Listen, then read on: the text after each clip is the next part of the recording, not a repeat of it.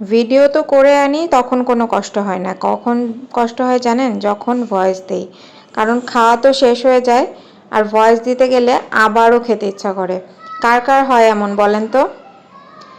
আমার তো আবার ভেলপুরি ফুচকা খেতে ইচ্ছা করছে। এই টক আর ভেলপুরি ফুচকা বানানো দেখলে আসলে সবার খেতে ইচ্ছা করে, কারণ এই বানানোটাই সবচেয়ে সুন্দর হয় ওনাদের। ঘরে যতই খাই না কেন, যখন স্কুল টাইম হয় বা বাইরে যেতে ইচ্ছা করে বা শপিংয়ে যেতে ইচ্ছা করে, এই ভেলপুরি কিন্তু আমাদের চোখের সামনে পড়ে, আর আমরা তাকিয়ে তাকিয়ে দেখি।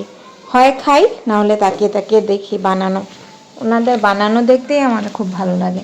এই যে মুড়ি বানাচ্ছে, মুড়ি কিন্তু আমি খাইনি, কিন্তু মুড়ি বানানোটা দেখছিলাম। মুড়িটা আমার বাচ্চার জন্য নিয়েছিলাম। এই মুড়ি কিন্তু প্রতিদিন দেবেন না, বাইরের খাবার যত কম খাই তাই ভালো, কিন্তু খেতে ইচ্ছা